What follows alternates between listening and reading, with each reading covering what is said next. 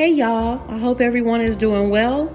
Today we are going to make my grandmother's meatloaf. This is also an easy recipe. You can follow along step by step.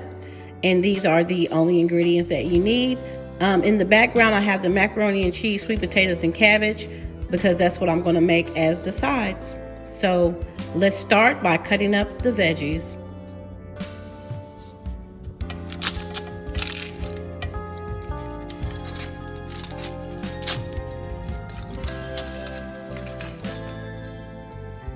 Personally, I use a half of an onion because I don't like a lot of onions, so I don't use a lot of onions.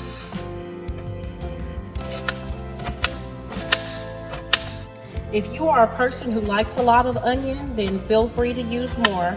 I'm not a real big onion fan, so I'll probably only use about a half of a whole onion, yellow onion.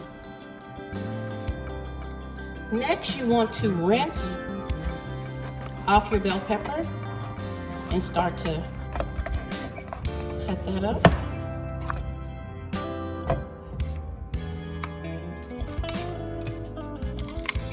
Oh, I got a little baby in there. Rinse the inside of it. Rinse the pepper and then just start to dice it. Now, I do use the whole bell pepper.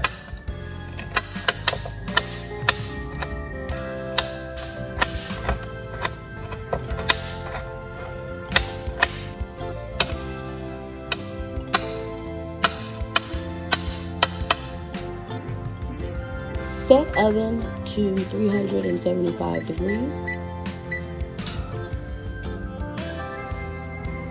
Okay, so have a large bowl and add your ground beef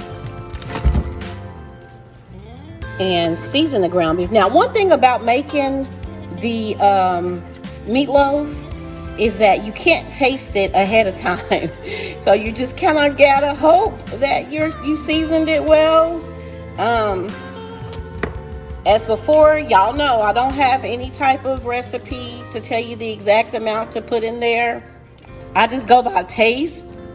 So I'm adding the Creole seasoning, garlic and onion powder as always. And I also add pepper.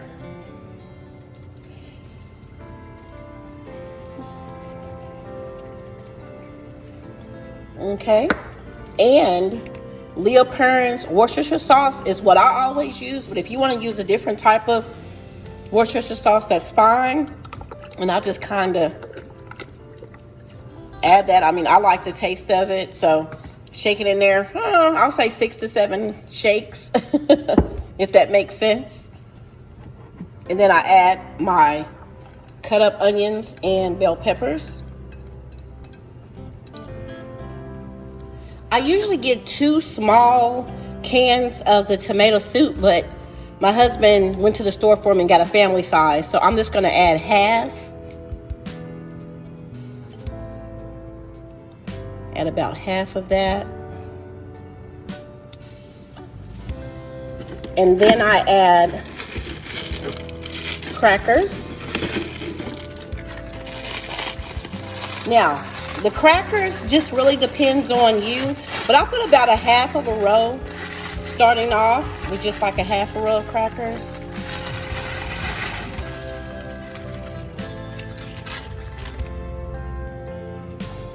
And you also want to add an egg. I mix it up in a separate container.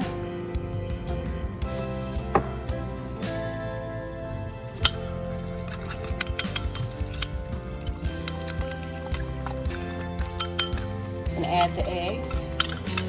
Now, this is the part that I usually always hate to do, but I've already washed my hands a few times. And you can use gloves, but I don't have gloves, so I'm going to do it the old-fashioned way, the way my grandmother used to do it. Okay? Here we go.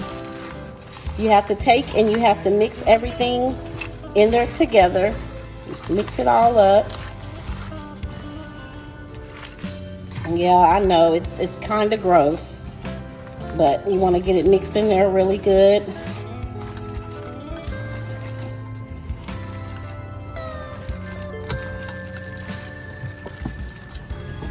Now, you can kind of smell it. I know I go by smell, by taste and smell, but when I can't taste it, I go by the smell of it.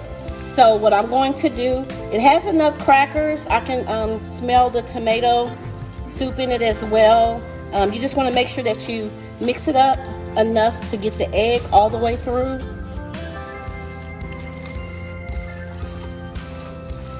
And I'm going to add just a little bit more seasoning. Not a lot, just a little bit more, because like I say, you can't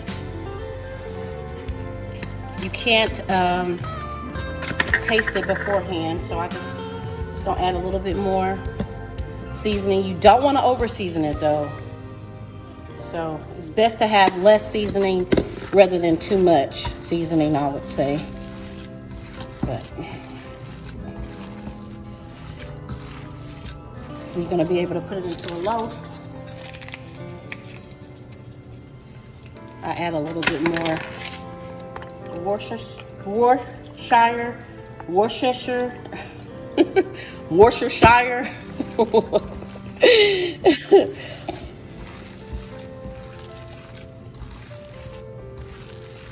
And just make it into a loaf. Make everything mixed up in there real good. It smells amazing. It hasn't even been cooked yet, but that's a good indication right there. Okay?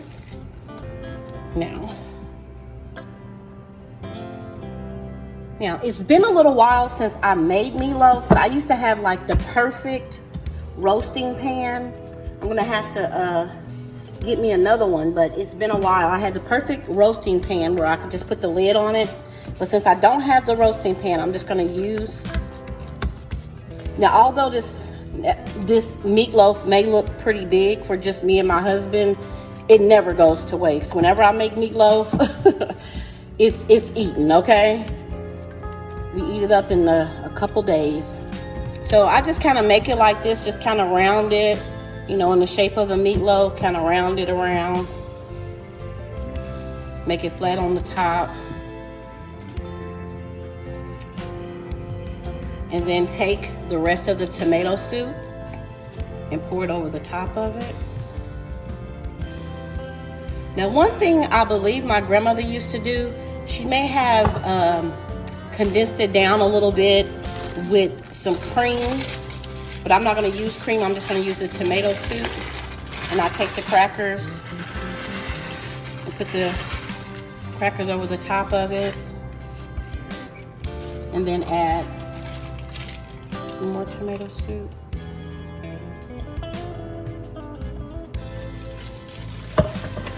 And really, that's about it. That's all it takes. And then you just put it in the oven and let it cook until it's done. And that's pretty much it. You take some foil and put some foil on top of it. Like I said, I used to have the perfect little roasting pan with a lid. If you have that, that's even better. You just take some foil, put some foil on top of it. And I know some people use ketchup. Personally, I like to use the tomato soup. To me, it tastes better than using ketchup, but you know, to each their own. As a bonus, since I'm making cabbage, I'll go ahead and throw in my cabbage recipe as well. I usually peel off the outside of the cabbage before I cut it. So I just start cutting the cabbage. Now, there may be a specific way that professionals cut it. Like I said, I'm not a professional, so I just cut it small enough to where it fits into the pot.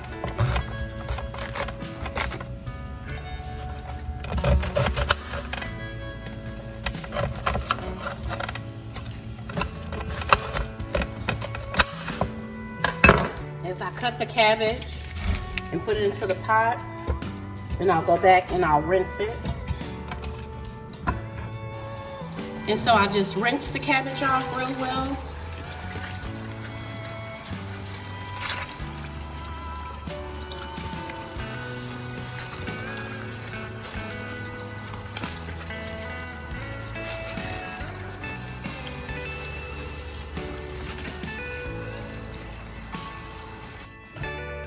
After rinsing the cabbage, I put it into the pot.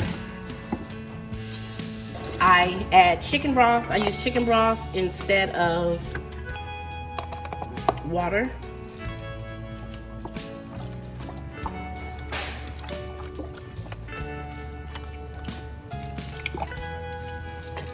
And I just use about 1 carton seasonings that I always use.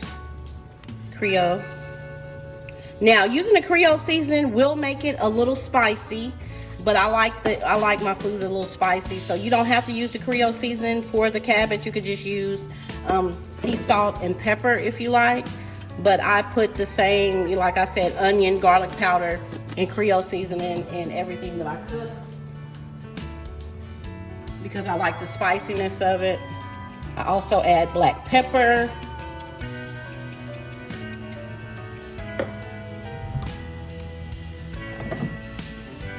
And I use a little soy sauce.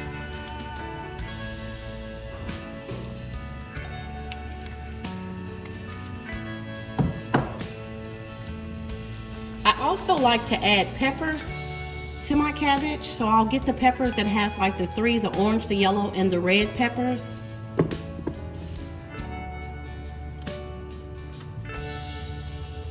After rinsing the peppers and removing the seeds, I just cut the peppers up into the cabbage.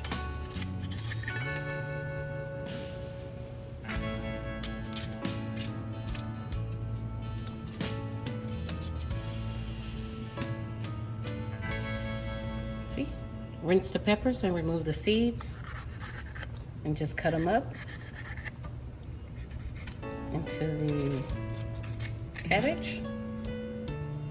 The red pepper was pretty large, so I just cut it up and sliced it instead of cutting it the round way because it's so huge. Just let it start to cook down some, and once it starts to cook down, I will add a lid to it. I also like to eat sweet potatoes with my meatloaf, so I'm just going to cut the sweet potato and show you what I add to my sweet potatoes when I cook them.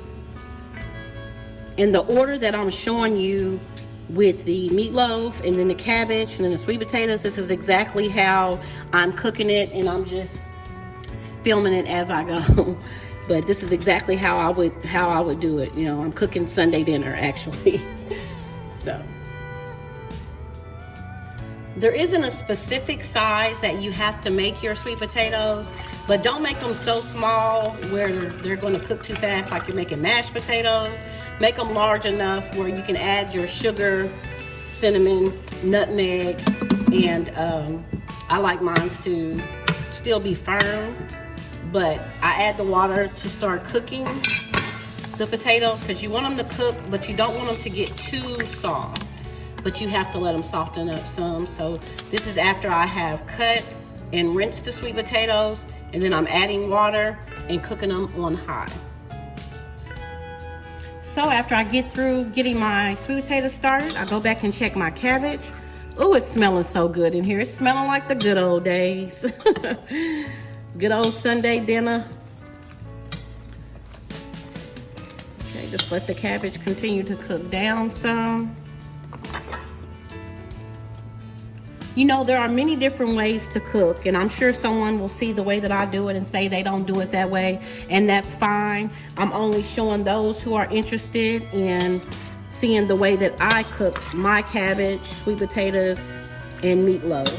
I try to keep things simple so it can be quick and everything can be done around the same time. I was one of those people who felt like you had to go the long way to do things, but now, hey, I like to take the shortest route possible and maximize my time and it still tastes just as good, if not better, because you got more time to enjoy it. As you can see, the cabbage is starting to cook down. So at this point is where I will add the lid and let it cook down some more until it's done. Once the cabbage starts to boil, then you can turn the fire down from high and just cook it on medium to low heat with the lid on.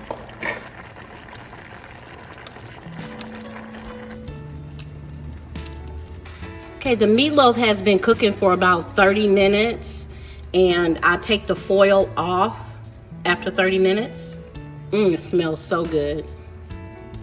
Another thing that I do is I will, if the meatloaf is really big, since I don't have the roasting pan anymore, I'll cut it in the middle to make sure that it cooks all the way through.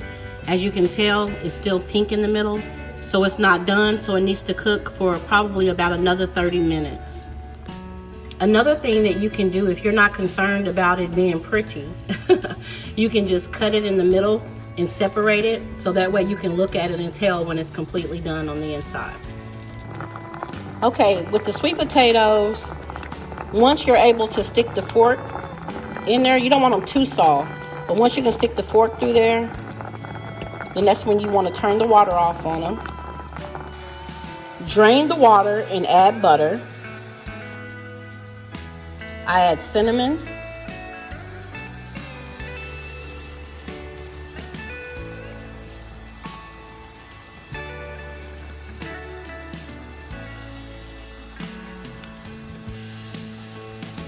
Nutmeg.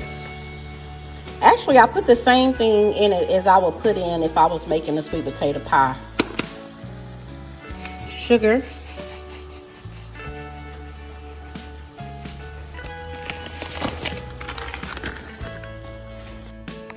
I stir it up and then cook it on low heat. And just cook the sweet potatoes on low heat until they get soft. I don't know what it is about sweet potatoes with meatloaf and macaroni and cheese, but I have to have them all together. I can't eat meatloaf with having sweet potatoes and macaroni and cheese. So I'm about to put my boxed macaroni and cheese on and get ready for dinner. As you can see, the meatloaf is now done. It's cooked all the way through the middle, and it has like a crispy top on it. There is a lot of grease in it. Usually I'll drain the grease off, but yeah, that's the meatloaf. I'll just turn the cabbage on low while the macaroni and cheese is cooking.